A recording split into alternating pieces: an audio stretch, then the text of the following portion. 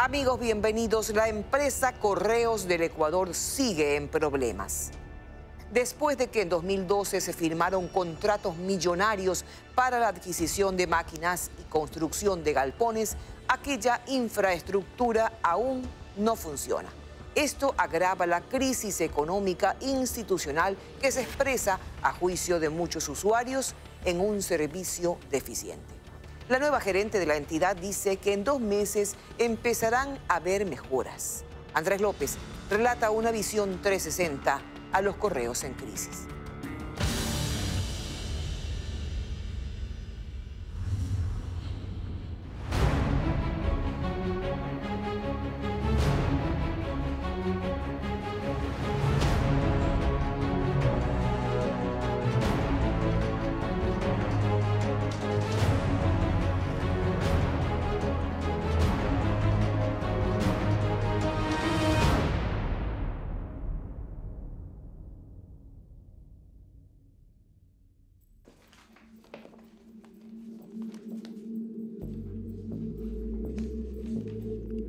Hace 2 años, Visión 360 realizó una investigación en Correos del Ecuador. Zoila Bedón, la gerente de aquella época, dijo no conocer detalles del proyecto. Bueno, yo te puedo comentar sobre el contrato cómo está. El proyecto está con 2 máquinas clasificadoras grandes y una máquina de sobres, que es el proceso con el que yo he venido revisando ya en esta administración. Es decir, no tiene información de qué ocurrió en el camino. Si inicialmente eran 4, ¿por qué luego fueron 3? Para mí han sido siempre 3. Para mí han sido 3 máquinas, 2 máquinas grandes y una máquina de sobres. ¿Usted nunca supo que fueron 4? No. Tengo 3 máquinas clasificadoras por las que se firmó el contrato. De hecho, tengo el contrato. ¿Y usted no está al tanto de esta información? Yo estoy al tanto de la información que está firmada y contractual. Sí, pero el tema es que esas 4 máquinas costaban 9 millones y luego compran 3 por 9 millones. No entiendo cómo 3 cuestan igual que 4. No sé si me explico. Yo te puedo hablar de lo que yo tengo conocimiento. El tema se agravó cuando las máquinas llegaron al país porque no había dónde instalarlas. El proyecto no contempló infraestructura adecuada. Pero sorpresivamente llegan las máquinas pues y no entran. Y esto era lo sorprendente, de que las máquinas no entren en el local que estaba previsto. Entonces, Roberto Cabana declaró en emergencia a Correos para contratar la construcción de 2 galpones, uno en Quito y otro en Guayaquil.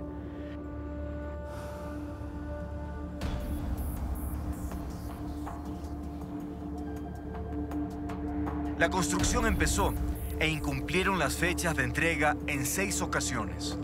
Es decir, que el proyecto de los 2 galpones de la construcción, que inicialmente debía costar 8.300.000, va a terminar costando 13.500.000 dólares. ¿Es así? Bueno, esa es información que yo no la tengo, yo no manejo esa información. Como te comento, la parte de la construcción de los galpones la está manejando SECOF. En 2016, la exgerenta Bedón aseguró que las máquinas estarían funcionando en pocos meses. Sin embargo, después de 6 años del contrato original, las máquinas clasificadoras aún no funcionan. Las máquinas están ya en pruebas, están en pruebas. Pero si tú me preguntas, ¿me está generando ahorita algo a la empresa? No, están en pruebas. ¿Y para cuándo? ¿Cuál es la perspectiva? Yo tengo esa misma inquietud, pero más que inquietud, voy a acelerar este proceso de la mejor manera, los permisos... La gerente explica que está esperando que el servicio de contratación de obras haga entrega formal de las máquinas y solo entonces tendrá acceso a ellas. Porque aún no tengo la llave en mi mano. La cancha está en SECOF. Y cuando SECOF me entregue el informe técnico respectivo, nos vamos. Hasta tanto gestionamos el ingreso a los galpones en donde están las máquinas. La situación es similar tanto en Quito como en Guayaquil. Son artefactos muy grandes en periodo de prueba. 6 años embodegados, dinero mal invertido, irregularidades contractuales. Esto no puede quedar así. Es un tema que conozco, que tiene toda su historia. Por tanto, yo voy a insistir a que la Contraloría se pronuncie y que tenga que hacer frente las personas que sean responsables de esto. María Dolores Bermeo lleva 3 meses como gerente. Dice que ha heredado un montón de problemas y que las administraciones anteriores postergaron decisiones importantes. Hoy, esos errores pasan factura. Concretamente, ¿cuál es la situación económica de Correos? ¿Cuál es su déficit? No hay dinero. Hay una situación crítica y negativa que te comenté. El déficit actual aproximadamente es de 700.000 mensuales. Me estoy refiriendo al déficit operacional. Te digo, en términos generales, pues tenemos deudas que llegan a los 9 millones, más o menos. La falta de liquidez se nota en los servicios. La mayoría de ciudadanos entrevistados dan una pésima calificación a Correos del Ecuador. Johnny López, por ejemplo, cuenta que desde 2012 utilizaba el servicio de correos y que en esa época funcionaba bien, pero que desde entonces empezó a decaer y hoy dice que es una pesadilla. Yo tengo un paquete que está desde noviembre del 2017 y ya estamos en mayo del 2018 y todavía no me lo entregan.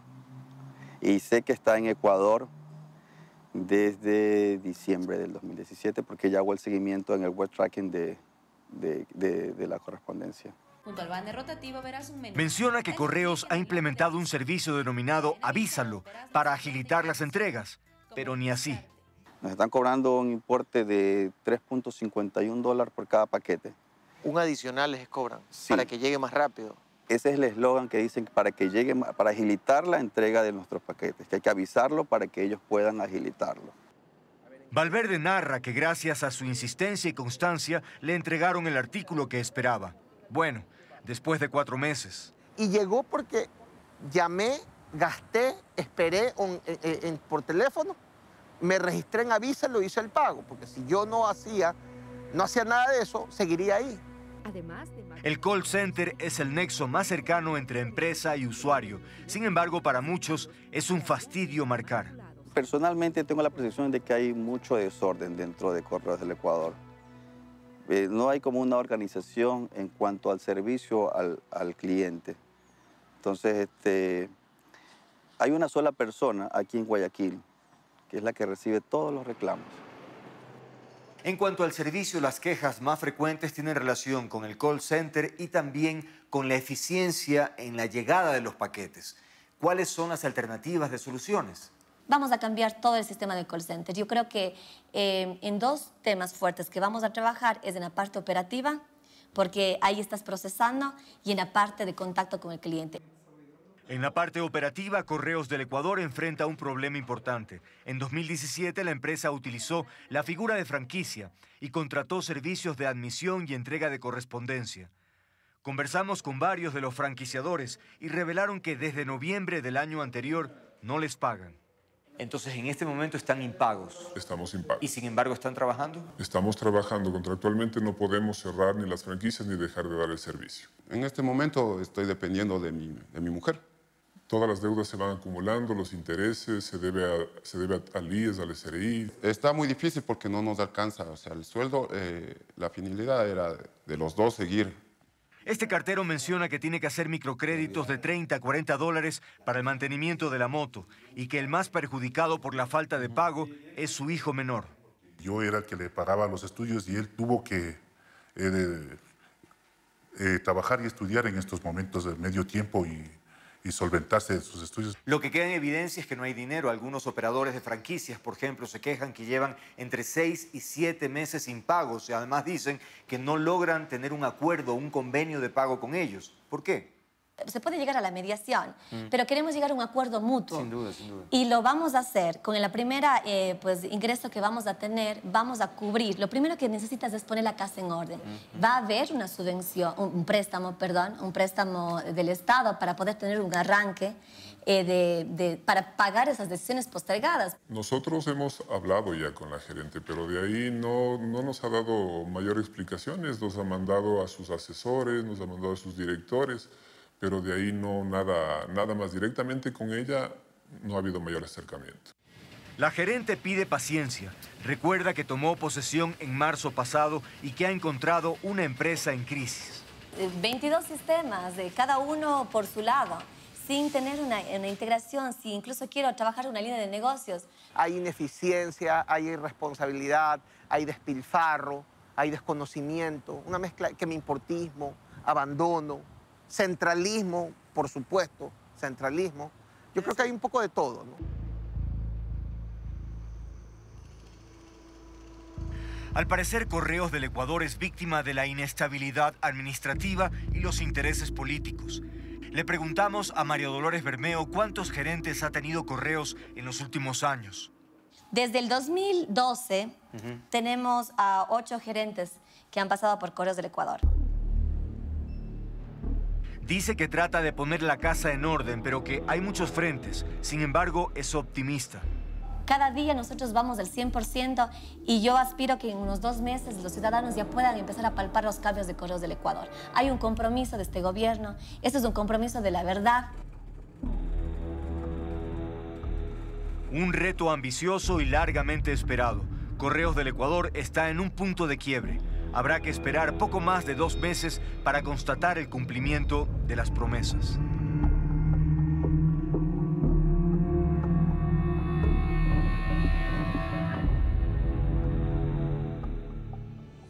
Probablemente no exista un dolor más grande para un ser humano que la pérdida de un hijo. Vivir ese dolor 2 veces debe ser casi imposible de soportar. Algunos de ustedes recordarán el nombre de Liduvina Peñafiel, la madre de Carlitos Mora, el joven aquel contagiado con VIH por una negligencia médica que finalmente lo llevó a la muerte hace 7 años. Hoy, la vida otra vez enfrenta a la familia Mora Peñafiel con un diagnóstico devastador. Ahora, para la hija menor. María Cecilia Largache nos cuenta la historia de una lucha sin fin.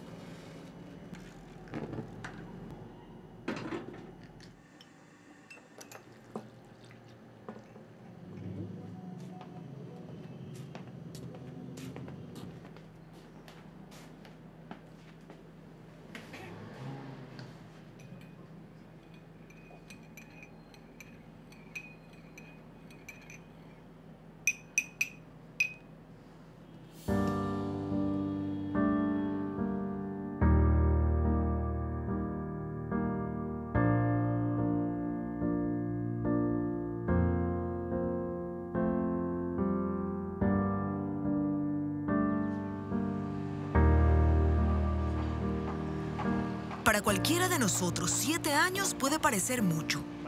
En 7 años se estudian carreras universitarias, los jóvenes se hacen adultos, las vidas cambian. Pero para una madre, para unos padres que han perdido un hijo, 7 años son apenas un instante. Son tan pocos que no alcanzan para que la felicidad vuelva y tan cortos que no sirven para olvidar. El dolor más grande que le puede pasar a los padres.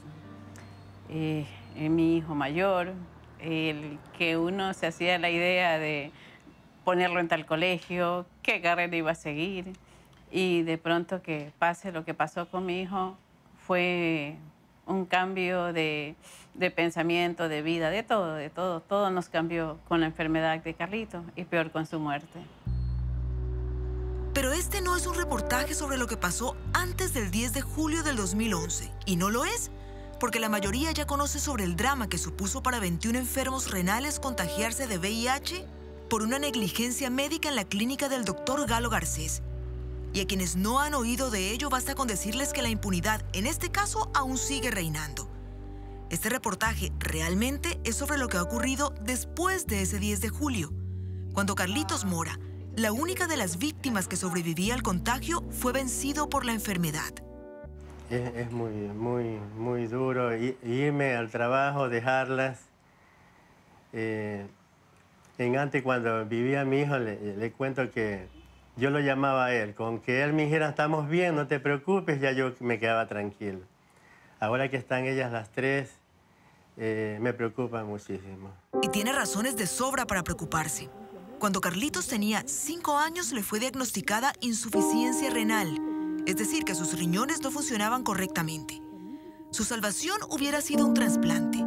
Comenzaron los exámenes y su madre resultó ser compatible. Ella iba a donarle el riñón. Mientras llegaba la fecha del trasplante, el niño tuvo que someterse a diálisis, un tratamiento en el que el paciente se conecta a una máquina que reemplaza la función del riñón, es decir, que le limpia la sangre de toxinas.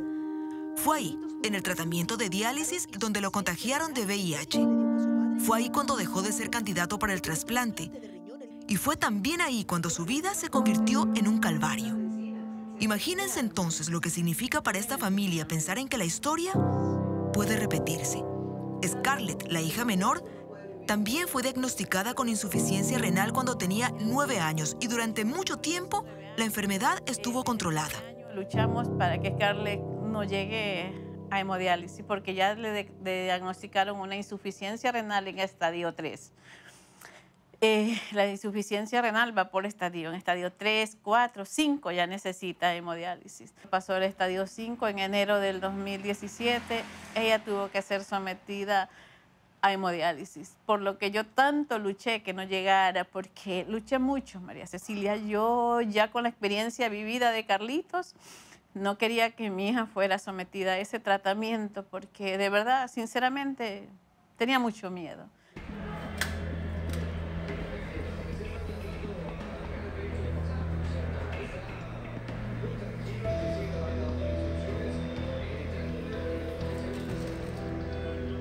Es verdad, los tiempos han cambiado. Ahora se observan con mucha más seriedad los protocolos médicos y la clínica en la que Scarlett se hace diálisis cumple con todos los estándares necesarios.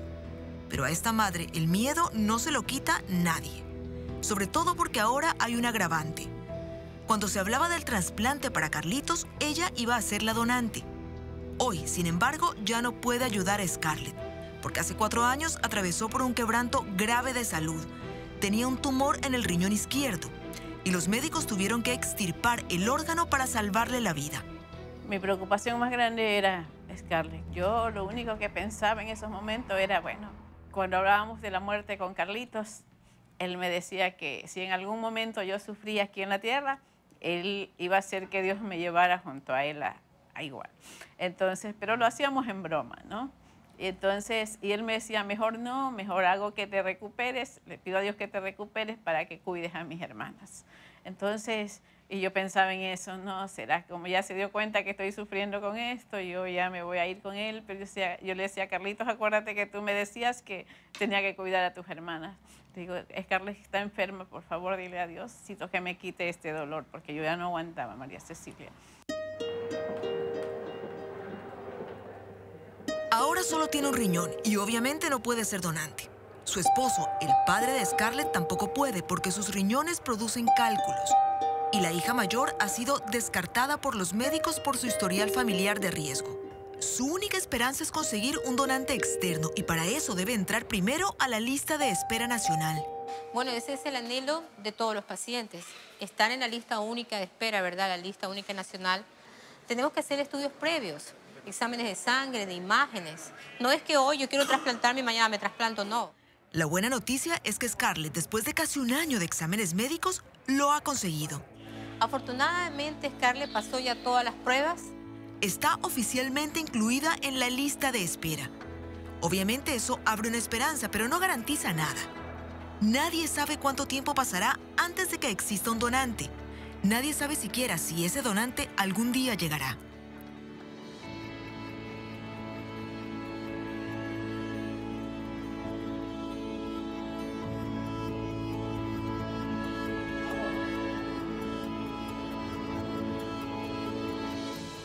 A medida que he ido creciendo y viendo la firmeza de mi hermano con su enfermedad, fui aceptando lo que tenía, pero ya cuando pasó lo de la insuficiencia renal fue un golpe muy duro para mí.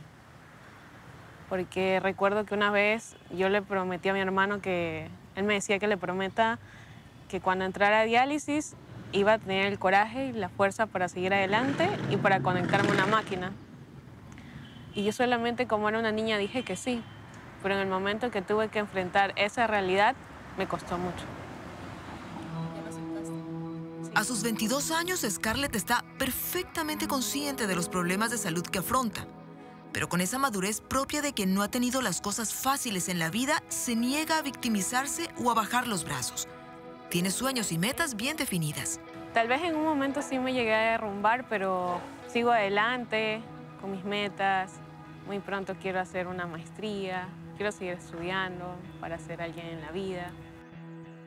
Aunque a ella cumplir esas metas le cueste el doble que a los demás, porque el renal no es el único problema de salud que tiene. Scarlett tiene discapacidad visual. Permíteme tu lente, por favor. Entonces, ¿sabe que ella misma? Scarlett ha sido sometida a un sinnúmero de exámenes oftalmológicos. Este que ustedes ven ahora es el más reciente. Tiene dañada la retina por una enfermedad que se llama toxoplasmosis congénita. Normalmente viene con una cicatriz en el área central de la visión. Puede ser en un ojo, en el caso de ella, desafortunadamente en los dos ojos.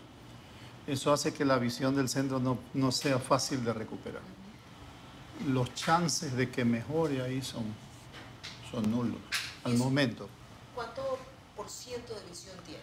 Tiene 20/150 en el derecho y 20/400 en el ojo izquierdo. Es una visión baja, bien baja.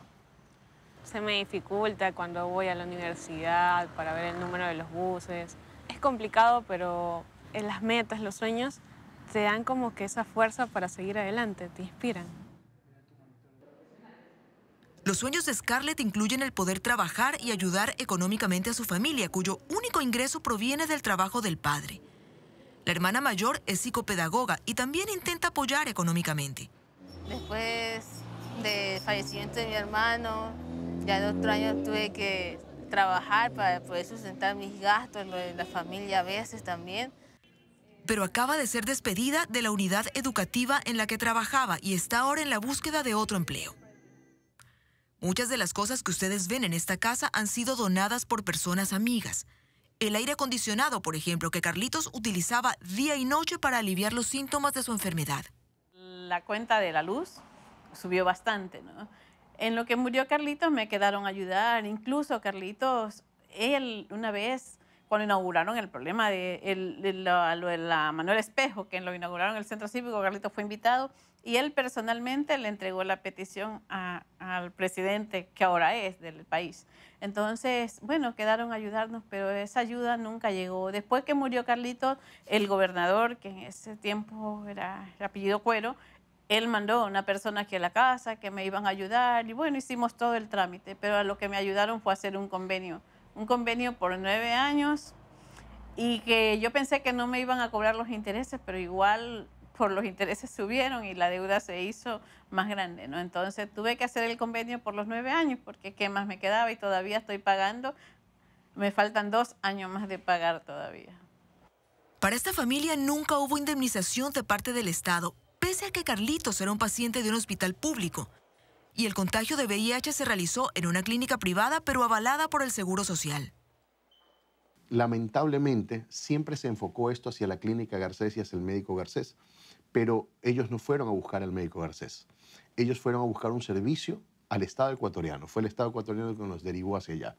Yo no critico el trabajo que se hizo anteriormente porque fue un trabajo arduo, pero yo hubiese canalizado todo el reclamo hacia el prestador del servicio que fue el Seguro Social. Lo lógico sería pensar que ya es muy tarde, que han pasado más de 2 décadas desde el contagio y que ya nada se puede hacer. Pero este abogado, cuyo despacho decidió tomar la representación del caso, está convencido de que aún hay tiempo para que esta familia y las otras 20 reciban algún tipo de justicia. Nosotros sabemos y tenemos la plena convicción de que vamos a llegar a las instancias internacionales porque ya en el Ecuador se agotó todo. El daño causado es imposible de discutir. Murieron ya ellos y sus familiares en estos momentos nunca presentaron una acción. Así que no ha prescrito la acción contra el Estado ecuatoriano.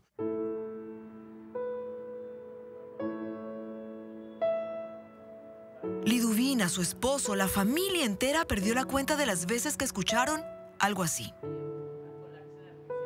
De las promesas de justicia que no llegaron nunca. Pese pese a ello, todavía creen que puede ser cierto. Se niegan a pensar que todo lo que vivieron simplemente sea olvidado. Que Ecuador pase la página y haga de cuenta que nunca ocurrió. Con mi hermana, todo el bullying que a ella le hicieron. Con mi hermano, los desprecios que recibió.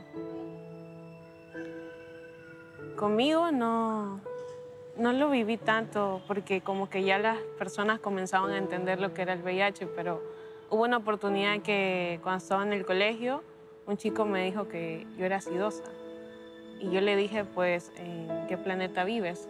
Y piensas ahora, sí, en la actualidad. Recuerdo tanto que fue la única persona que se atrevió a decirme eso, pero yo nunca se lo dije a mi hermano, porque tenía miedo de que él vuelva a sentir el mismo dolor que sintió cuando a mi hermana le hicieron tanto daño.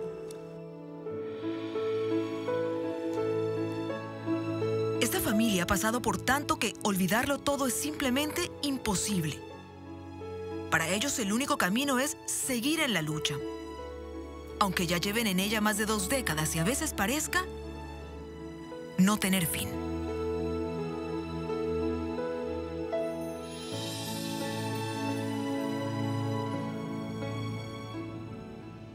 En esta quinta temporada de Visión 360 presentamos el caso de David Piña, sentenciado a 25 años de prisión por el asesinato de Karina del Pozo.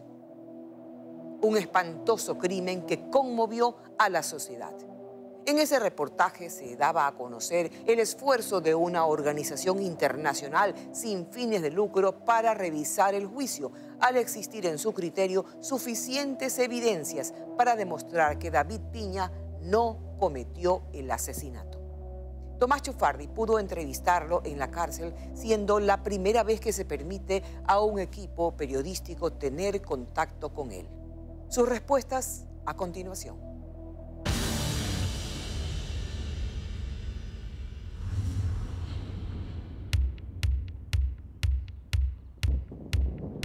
No es muy común para un periodista poder entrevistar a un condenado que se encuentra tras las rejas.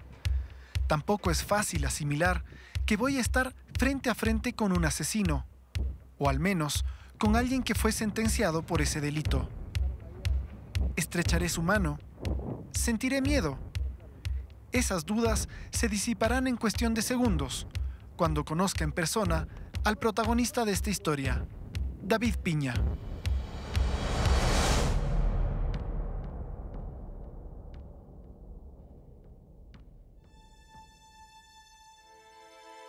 Este miércoles, los familiares y amigos de Karina del Pozo volverán a recordarla para exigir justicia. Hace algunas semanas presentamos un reportaje en el que contábamos los hechos que rodearon a la sentencia de David Piña como autor del asesinato de Karina del Pozo.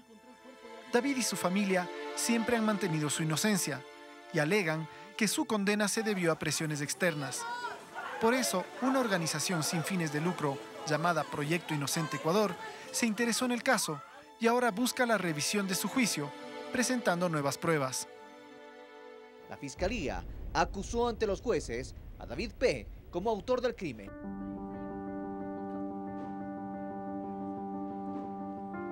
El encuentro con David fue casual. Me esperaba en un pequeño y colorido parque dentro del Centro de Rehabilitación Social de Cotopaxi. Nos dimos la mano y conversamos.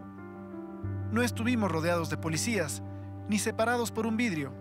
Tampoco había alguien que vigile sus palabras. Y no me sentí inseguro frente a él. La primera pregunta que tengo y que se me viene a la cabeza es si es que yo estoy sentado frente a un asesino. No. No. No lo estás. Obviamente tú opinas lo contrario, pero la sociedad y sobre todo la justicia ecuatoriana te puso una etiqueta y esa es la etiqueta de asesino. ¿Cómo ha sido cargar con esa etiqueta todo este tiempo? ¿Cómo me siento ante ese? No es bonito. No soy un asesino. Yo... Se queda sin habla, se le corta la voz, busca la palabra precisa para desahogar todo lo que lleva dentro por 5 años y 4 meses, pero se le hace imposible. Me imagino que todos los días te despiertas y dices, ¿qué hago acá? todos los días de mi vida. Y esa es mi razón de luchar todos los días de mi vida. Saber que yo no hice nada. Pero algo tuvo que haber hecho para encontrarse en esta situación. Salir esa noche, pegarse los tragos o llevarse con la gente equivocada. Si pudieras retroceder en el tiempo, ¿cambiarías? No haberles conocido a Sevilla y Salazar.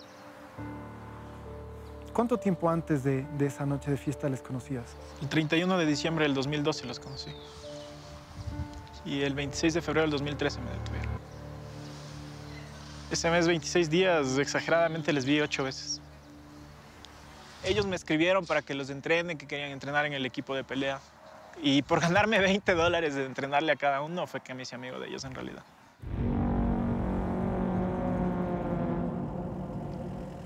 Los acontecimientos son de conocimiento público. El 19 de febrero de 2013, David participó de una fiesta en donde se encontró con Karina del Pozo. Que yo casi no salía.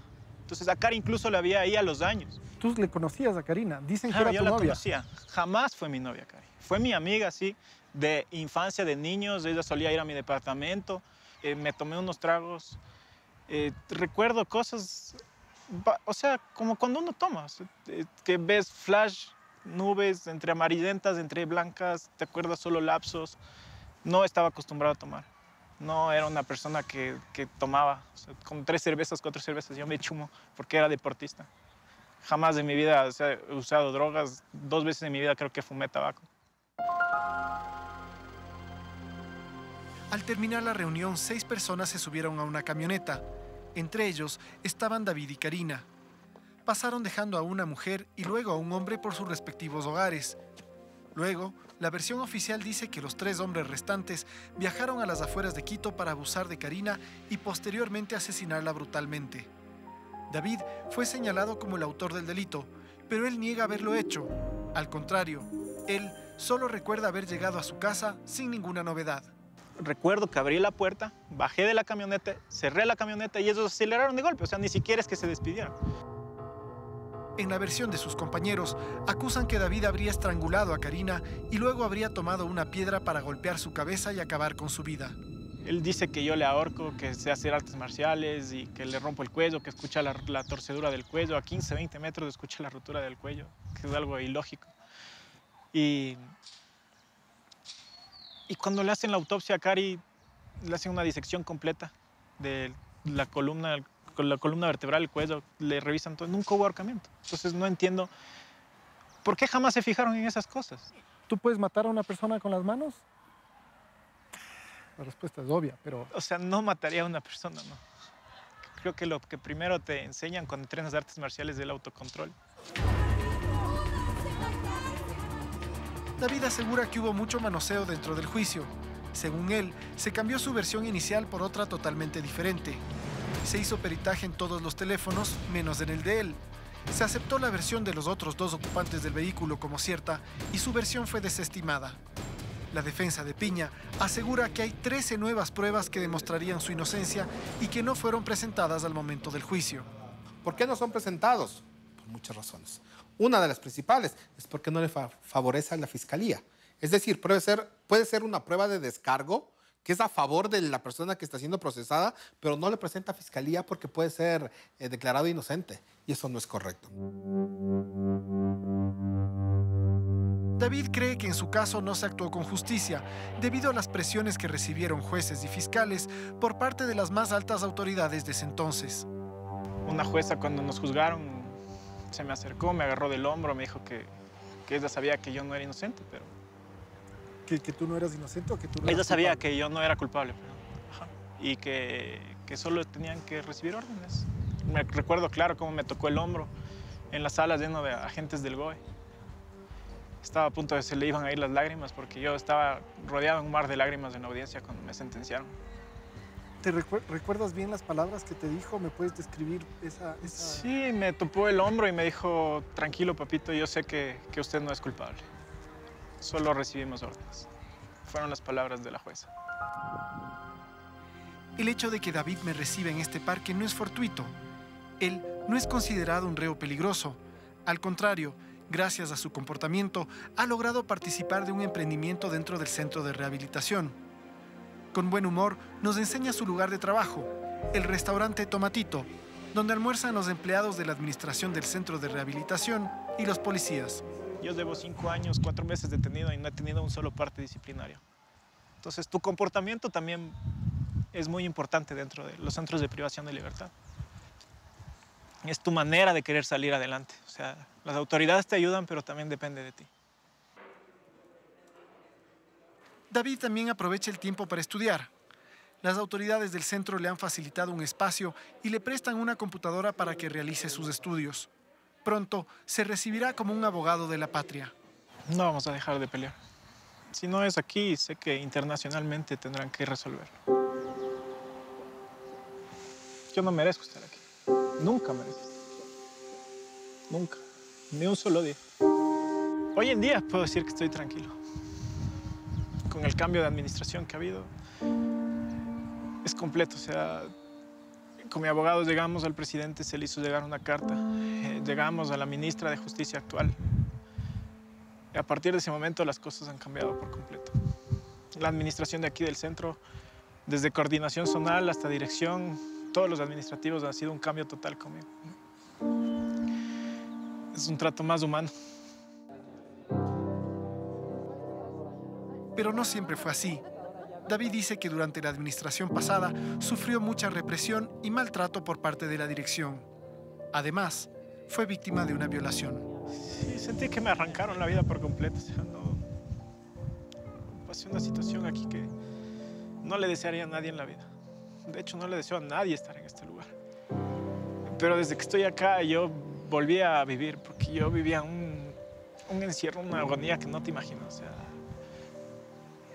acá mi vida se ha tornado totalmente, ha cambiado. O sea, puedo volverte a decir que soy alguien nuevo, tengo oportunidad de seguir estudiando, tengo tiempo para hacer mis cosas, estoy escribiendo un libro. David está convencido que es inocente. Yo pienso igual, pero da lo mismo mi opinión o la de muchas otras personas que le creen. Esto no se va a resolver con un concurso de popularidad, sino que debe lograrse por medio de un proceso judicial. La misma corte que lo condenó lo debe absolver, ¿o no? No estoy pidiendo que a mí me saquen porque soy inocente. Eso yo no he pedido nunca. Lo que he pedido desde el principio es que actúen bajo justicia, basándose a lo que es el derecho, basándose a lo que son las reglas y las normas. Es lo único que pido. Que lo revisen como tiene que ser revisado, basándose en las pruebas, basándose en los hechos y en la realidad del proceso.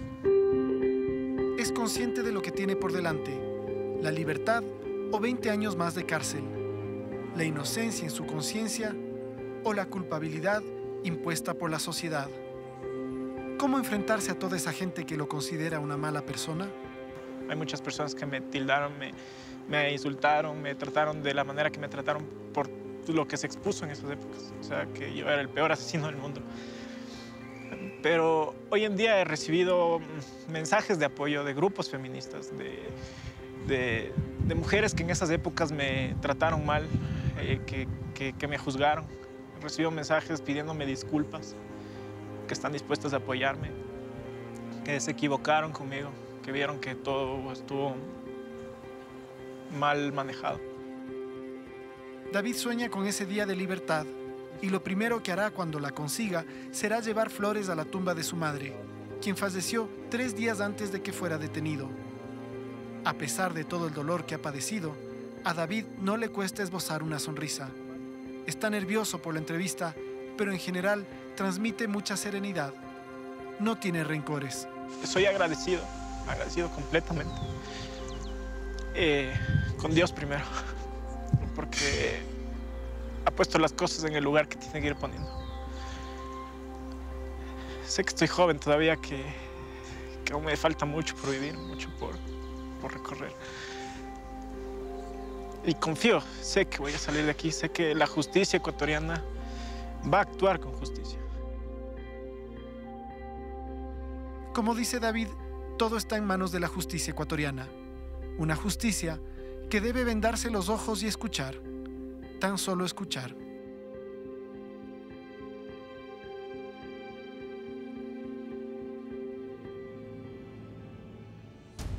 equipo de Visión 360 sigue trabajando de manera comprometida para lograr un periodismo de alta calidad.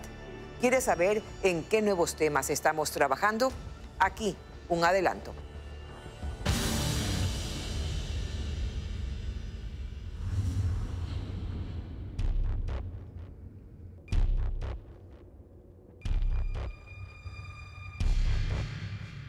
Los municipios, por debilidad institucional de todo orden, no recogen, no hacen una buena gestión de recolección, no hay separación de residuos en la fuente, la recolección y el transporte es bastante deficitario y se los deposita finalmente en el sitio que de alguna manera, por X razones, había sido expuesto. Entonces, eso no ve la población.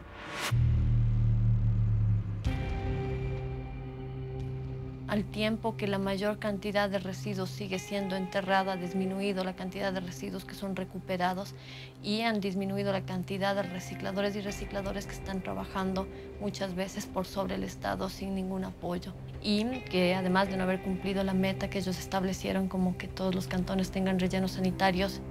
Se complica la situación porque usted sabe el costo que es operar un relleno sanitario. Un cantón pequeño no lo puede hacer.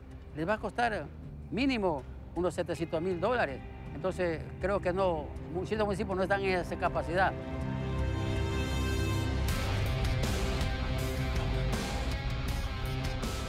Alrededor del 50% de los municipios del país tienen ya planes de manejo para la gestión integral de residuos, pero todavía nos falta la otra mitad, más o menos, que todavía tienen la tarea pendiente por delante.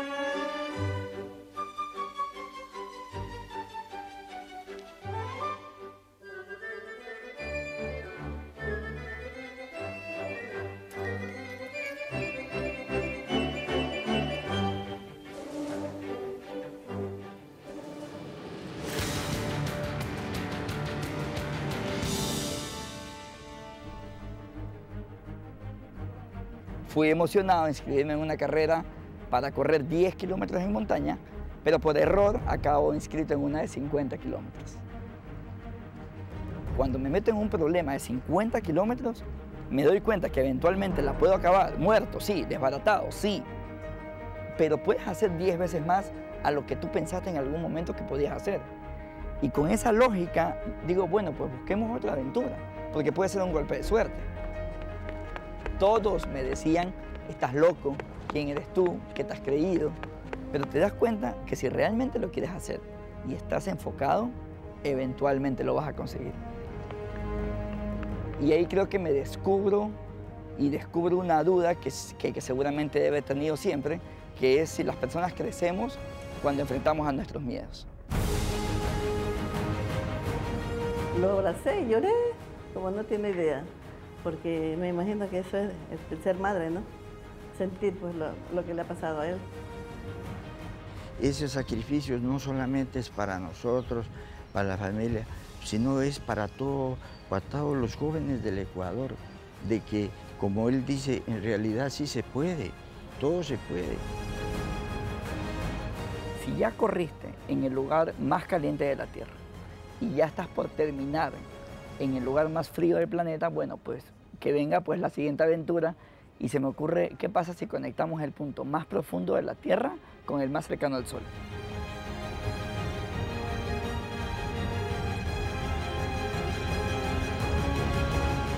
La mente le ordena al cerebro que el cuerpo se mueva. En la mente nace y muere todo. En la mente nace cómo concebimos el mundo y dónde nos visualizamos. Pero también muere cualquier aspiración nuestra.